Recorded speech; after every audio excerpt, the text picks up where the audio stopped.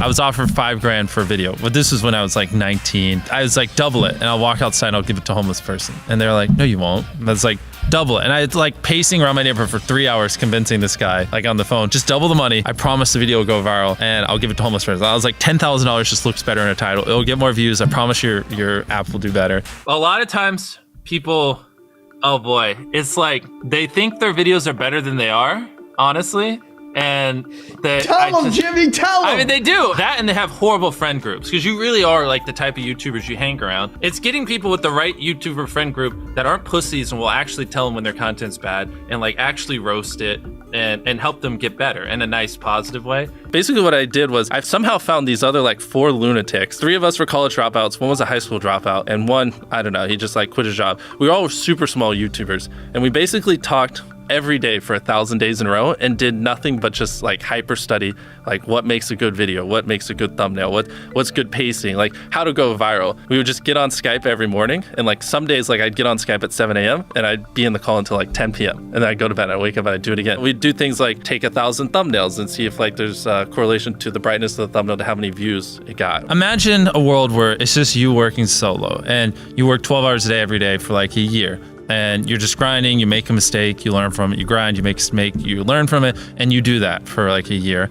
And then imagine a different world where you have 4 friends who are also equally grinding in something similar. Friend number 1 makes a mistake on Friday, he teaches the other 4 people. Friend number 2 makes a mistake the next week, teaches everyone. And then like you're all learning from each other's mistakes. You're all constantly studying 24/7 and downloading each other. Like after a year, you're like 2 years ahead of the guy who was just solo. Do you frequently go that far out of your way to capture the thumbnail? Yeah, I mean, of course, everyone should. If people don't click, they don't watch. So you want to give them something to click. Something a lot of people forget is like unsuggested on phones, thumbnails are really fucking small. So like people are editing thumbnails full blown on their computer, and when you shrink it down, you can't see. We try to all around be above the rest. Anyone can clickbait, but do you actually like deliver on it? We say we put 100 million Orbeez in the backyard, we put 100 million Orbeez in the backyard. Your title and thumbnail set expectations. Like what you're saying is like, I like bananas. And what you need is bananas are the best goddamn food on the planet. Like that's the type of opinion you need. Like you need something like how to get 100 million views on YouTube, or not even that, that's not strong enough. You need something that makes people go, what the fuck? What the fuck did he say in that video? What the fuck? I need to know. At the very beginning of the video, to minimize drop-off, you want to assure them that those expectations are being met. If you're putting 1 million Orbeez in a pool, don't start the video with you shopping for, you know, your mom's birthday present. At the beginning of the video, just say, this is 100 million Orbeez. We're gonna fill this pool and this entire backyard with them. Match the expectations, and then you want to exceed them. So you want to assure people that what they clicked on is what they're getting, and then blow their mind and be like, but you're also getting even more. Anytime you say the word algorithm, just replace it with audience. The algorithm didn't like that video? No, the audience didn't like that video. If I wasn't retaining a viewer, just would it make sense for you to promote it? Why would you promote a 10-minute video that people watch on average a minute and a half? I mean, every video, even the stupid ones, I learned something, you know, and that's something I try to make a very big point of, is like, no matter how bad we mess up, like we sometimes have videos that have horrible retention. It's just like, as long as you learn from it, it's not the end of the world. Every YouTuber says it. It's like no one will ever be able to replicate my style. I gotta edit it, but newsflash, someone can. It's actually not as difficult as you think. It was good that I got a really strong foundation on how YouTube works and how the style of videos I wanted and everything before I scaled up the team, if that makes any sense. I just want to make sure that's clear, because I've seen people try to build the team without foundation and knowing how to do well. I know that if we film this video, it will do well, just because I've spent a decade of my life hyper obsessing over YouTube and I have a good pulse on it. But if you didn't have that, then you wouldn't know. Like you wouldn't be able to spend $4 million on a Squid Game, because you might lose $2 million and then you can't pay your people. But of course, yeah, if I didn't have these people, I couldn't do half the stuff I do. For the last like 8 or 9 years, like every dollar I've made, I just spent it the next month on content. And I just did that every single month, and it just kept getting bigger and bigger, and here we are. Since I was 13, there probably hasn't been a single hour that's gone by that I've been awake where I haven't thought about YouTube. Like, I'm just focused on making the best videos possible, period. I don't care about making money. I don't care about time. I don't care about anything. I just want to make the best videos on the planet. Literally all the algorithm does is reflect what the people want to a T.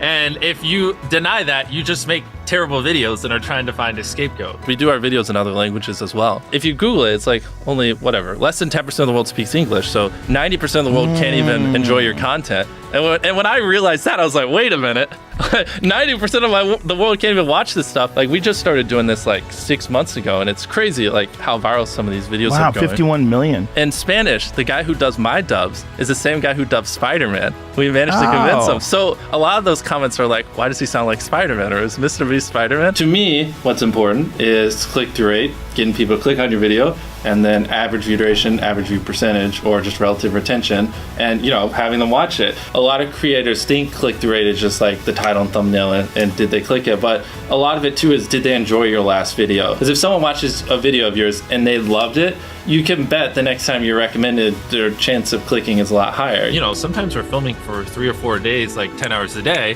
30, 40 hours of filming plus months of setup, whereas most creators probably film for a couple hours and set up for a day. Outside of just filming, we brainstorm video ideas, relentlessly, hours every day. By always doing all those things, it just distinctively sets it so far apart that it's basically, in my head, it's like, why would you not watch it? Viewers aren't stupid. They can tell when you half ASS, I don't know if I'm allowed to curse, a video, or if you really put in effort. And if they can tell you're putting in a lot of effort, they're gonna be more likely to click on future videos. And that snowballs. And because once you build that trust, they get to a point where it doesn't matter what you upload. They just know it's high effort and they just know it's great. And they're just conditioned just to watch because you have a good track record. And so with filming, it's just like trying to make sure we're doing everything we can, no matter how expensive it is, no matter how much time it takes, to make the best video possible. A lot of people, if they gave away 100 grand, they would make a huge deal about it. But sometimes we're just like, yeah, here's 100 grand. Thanks for watching, bye. Doing it that way makes it more fun and just more interesting. So I like to keep a little bit of it mysterious because I think that's what people enjoy. A lot of people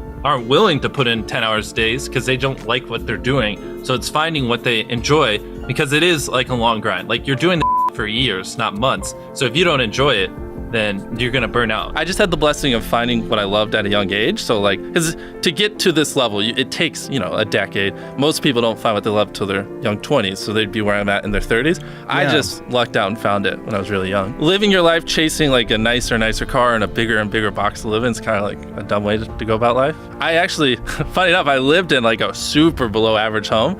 And I kind of learned why famous people don't live in below average homes, because someone broke in, stole everything I owned. So I had to get a little nicer house for security reasons. But before I was robbed, my place is a little duplex, $700 a month. You get a roommate's $360 split. People think just because you go for views means you can't have fun, but you can pull views and you can have fun, which is what we purposely try to do. If you're not doing something that's just inherently fun to you, you're just quit. Just give up. You gotta at least semi-enjoy what you're doing, or you're gonna quit long before it gets to the point where it brings in money or whatever else could be driving you. So find what you love, and then I would just hyper obsess. Make sure no one doing what you're doing is doing it better. Make sure the videos are as good as possible. You can be motivated by more than one thing. I'm motivated because I want to support my mom and my family. I'm motivated because I want to employ my friends and help them. I'm motivated because I want to help other people. I'm motivated because I want to be a YouTuber. I feel like that's another misconception. You can have lots of things that drive you. Absolutely. Yeah. Absolutely. So there's just tons of stuff that drive me. And everything drives me to wanting to be a YouTuber, so I kind of obsess over it. For the people that are willing to be coachable, I would say just education. There is a lot of misinformation out there that people live and breathe by, the weirdest stuff. I gotta upload at midnight on Wednesdays or my videos don't do well. It's just dumb stuff like that just, they don't realize how badly they're handicapping themselves. Some minor tips I could give is if somehow you could have a payoff at the end, then more people are gonna watch the end just to see what happened. Whichever one of these 456 people survives the longest wins 456 grand. Cut out all dull moments, try not to over-explain things. If a camera just sits on me and I'm just talking for 20 seconds, it doesn't hold retention as well as, maybe me talking and other footage popping up. It's much easier to get 5 million views on one video than 50,000 views on 100 videos. It takes way less effort to get 5 million views on one video. Back then, which I think small YouTubers should do, is I would reply to every single comment. And so I think a few people caught on that I would always reply. And so some people would just be like, I wonder how long it'll take for him to reply. So that was a lot of my comments when I was smaller, but at least it kept him coming back. In your analytics, and most of you probably know this, audience retention. You can see where people click off. Just literally go through your last 50 videos, write down where everyone clicked off, and then just don't do those things again. But wait a minute, MrBeast. What if I don't know how to actually improve my average view duration? How do I know where to start? What if I'm just a noob? Well, in order to better retain your viewers, it's first helpful to have a really deep understanding of how they experience YouTube, to put yourself in their shoes. And in this video, I explain 5 simple steps that will help you do just that. Check it out.